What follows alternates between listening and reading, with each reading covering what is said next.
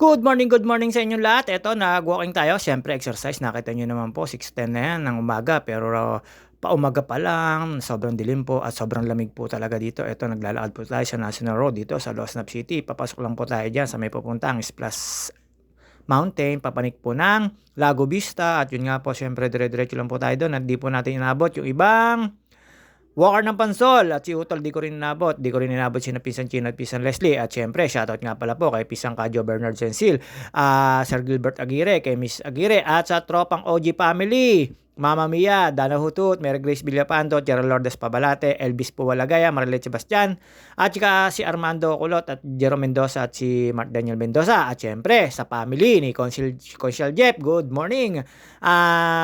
Consul Jeff, Merlita Manggiyat Rodriguez at si Sophia, si Samantha, si Shepri or Buding, tsaka si Ishi at si Dud Iya at si Mama Day. Shoutout sa inyo, good morning.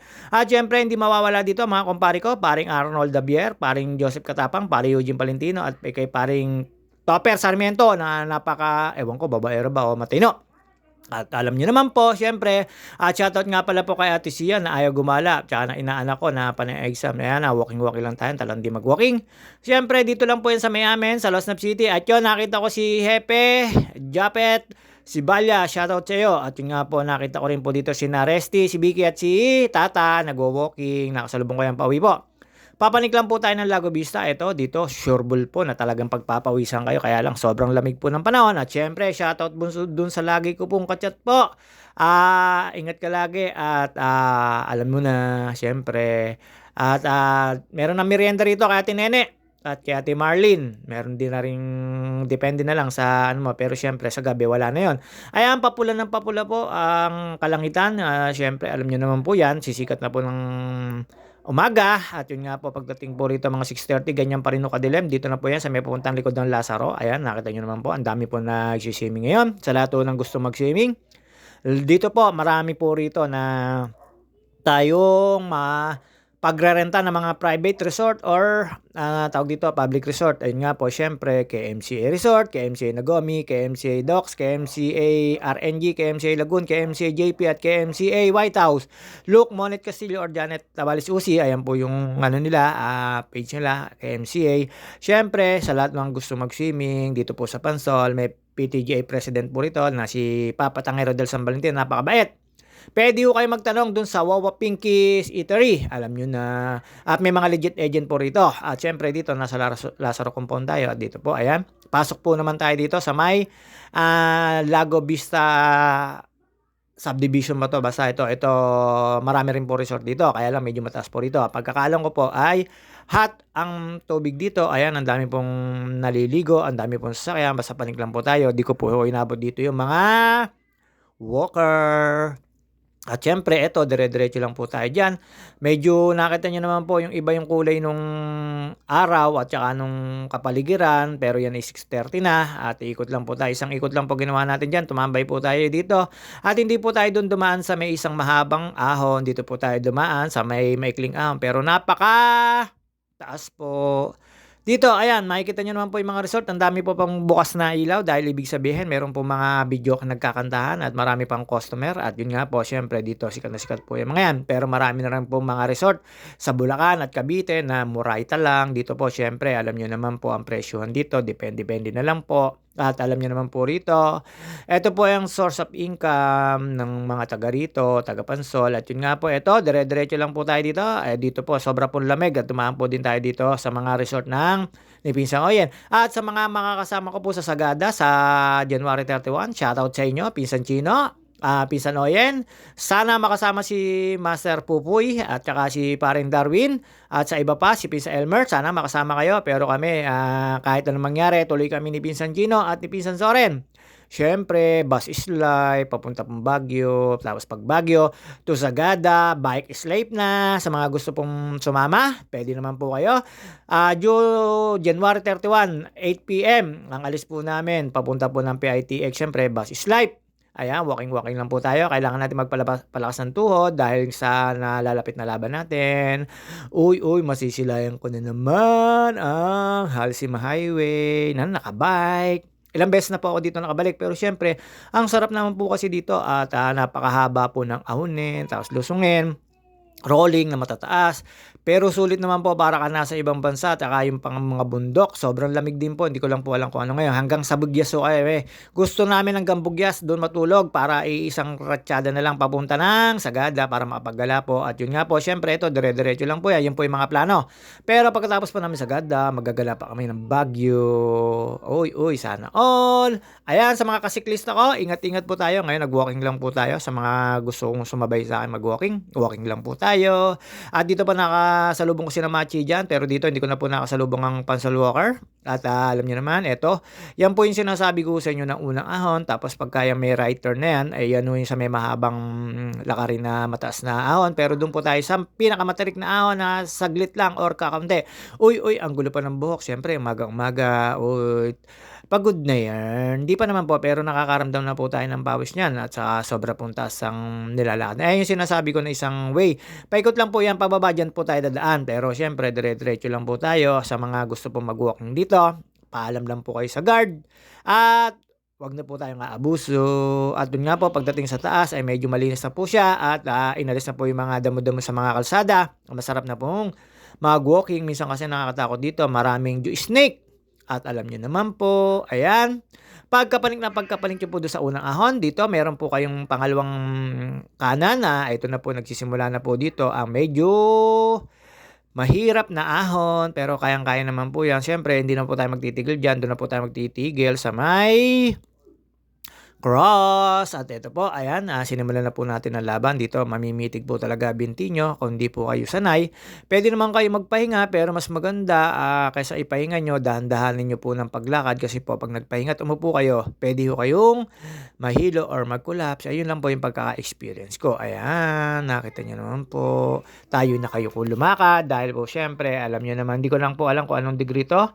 Pero pinapanig din naman po natin ng bike to. Kaya lang, minsan lang po tayo pumanig dito kasi malakas makasira po ito ng hubs, lalo yung mga hubs namin. Siyempre, kailangan po na upgrade. At yun nga po dito, papanik lang po tayo dyan. May pine tree dito. Ayan, pataas po ng pataas, napakalamig po. Pero habang tumataas po ako, lumiliwanag na po. Ayan, 6:35 na po yan o 6:40. Ayan po, ganyan pa rin po kalilim ngayong January. Yun naman po kasi syempre mas mahaba at ang gabi kasi sa araw ngayon. By the panahon lang po yan. Ayun, syempre sa mga gustong makasabay ko rito, pwede naman, PM Miss Lucky. At sa mga kachismisan ko, pasensya na po muna kayo. Tayo ay nagwo-walking-walking, may pinaghahandaan, ilang araw na lang. Syempre, may rest din naman after po ng rest. Siyempre, sabak na. At ako'y kakaumpa nga po pala kay Sean Troy na aking pamangkin. Kakaunin ko po sa January 31 ng sa NAIA. Galing po siya ng abroad. Yun nga pa lang po, ewan ko lang po kung anong uwi niya. Siyempre, ito, dire-diretso lang po tayo. Talaga namang sobrang hirap ng ano nito. Medyo pupulikating ka po rito pagka po sumobrang tiad at saka hindi po kayo sanay. Pero napakasarap naman po pagtapos nyo po maahon to. Sulit na sulit naman po talaga yung inyong pawis. At buti na lang, meron ganito sa Losnap City at napakalapit. At na mabait po yung mga pamunuan na nakakapasok po rito. Siyempre, mga taga rito lang din po yan. Nagpapakita rin naman po tayo ng ID. Ewan ko lang po ngayon. Siyempre, paglampas ko, baka rest day. At ito, nakita ko po dyan yung mga Pansol Walker. Nandun po sa kabila. Makikita nyo po yung lalakarin natin. Dito, meron pong pamilyar dito na tumalon. Pero tumalon, buhay siya. Ayun nga po, hindi po siya natuloyan dito. Pero kaibigan ko po yon sa mga taga Losnap City. Kilala nyo po yon. At ayan po, wala po tayong mga kamarites dahil po solo-solo po tayo mag-walking. At po, syempre, kailangan natin ng dire-diretso paglalakad. Tapos may nakakasabay din naman po ako dito. Kaya lang, syempre, nauuna yung pag-walking bago chismis. Chismis muna pala bago walking.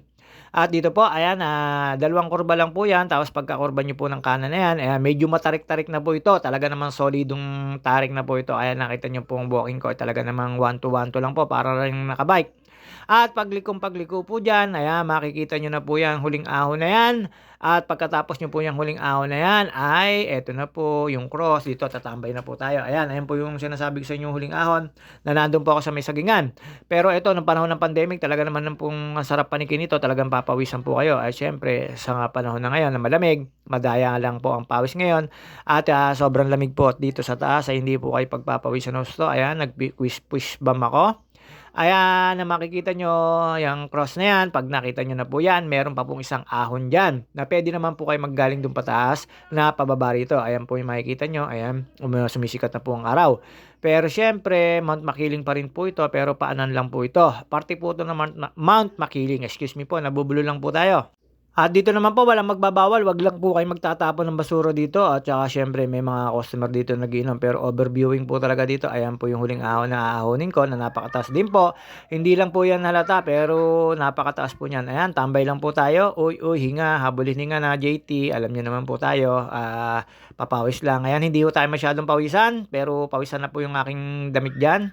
Ayan, papanigin po natin yan. Tapos ito, overviewing po. Ayan po yung makikita nyo. Ayan, kalsada na yan. Yan po yung iikutan natin. Yan po yung tinuro ko kanina na daan doon sa may unang pagliko. At ayan po, makikita nyo naman po, syempre, ang karagatan. Ayan, makikita nyo po dyan yung pag-ikot ko mamaya. At tuturo ko naman po sa inyo yung task na yan. Ito po, ayan, makikita nyo, daming bahay yan po. Kalimitan po dyan, resort. Syempre, meron din po dyan bahay na pang pamilya. At yun, nadami po na liligo ngayon. At syempre, malapit na po pa summer at magiging busy at traffic na naman po ang kakalsadahan dito sa amin, sa Calamba City. Diyan nyo po ako makikita. Oh, hindi nyo pala ako makikita. Diyan ako dadaan mamaya pababa. Papanik lang po tayo, paikot lang po. Medyo mababa dyan, kaya lang mahaba po yung ahon na yan. At ayan po, syempre, ang lamig-lamig po. Inaantay ko po yung pansol walker dyan. Nakipagchismisan po yan dyan. Sa may, sa may resort na yan. At syempre, ito, papanik na po tayo. Ayan, medyo tiad-tiad lang tayo ng paglakad kasi napakatarik po niyan. Ayan. Sinimulan na po natin ang paglakad. At pagkatapos nyo po dyan, syempre, patag, tapos pababa na po dyan. Ayun nga po, may mga nakita po ako na malinis na po yung kalsada. At ayun po, after po nun, eto po yung inyong recovery. Then, pababa na po tayo dito. At pagdating po doon sa kabila, medyo, ang tawag dito, masukal. Tapos may landslide, kalakasan ng ulan. Ayan. Medyo madilim pa po dito kasi nakokoberan po yan na mataas na yan. Yung nasa kanan na yan, medyo bundok-bundok pa yan. Pero kasi parte po ng subdivision yan. Ito po ang tinatawag namin Mountain Peak. Mountain Peak or Lago Vista Subdivision.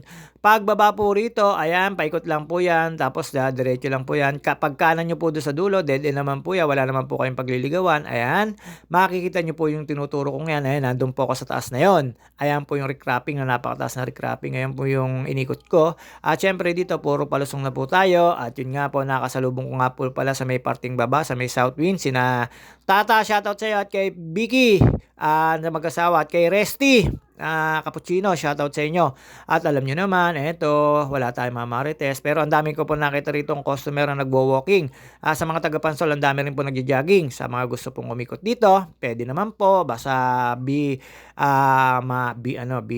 mabait lang po kayo, be kind. At wag po tayo maging pasaway dito. At ayun nga po, eto, diretso na po tayo pababa. At dito ko po nakasalubong si ate. Ayan, nakita nyo naman po mga taga-Pansol yan. Pero hindi ko po siya kalala. Sana all. At pagkalampas ko po doon, eto na po yung mag-asawa, si Vicky at si Tata. Shoutout sa inyo. Ayan, naiikot din. At alam nyo na, sa panahon ngayon, kailangan natin mag-ingat. At after po dito, sa mag-asawang yan, pagkasalubong ko dyan, ay yun naman si Resty, ang kanang kamay ni Rockies, ni Consi Rockies Martinez. Ito, ayan, mag-walking daw siya, nakasalamin pa. At syempre, pagka uwi ko po rito, kaliwa lang po tayo dyan, National Road na, tapos pasok lang po tayo sa kanto ng Pansol.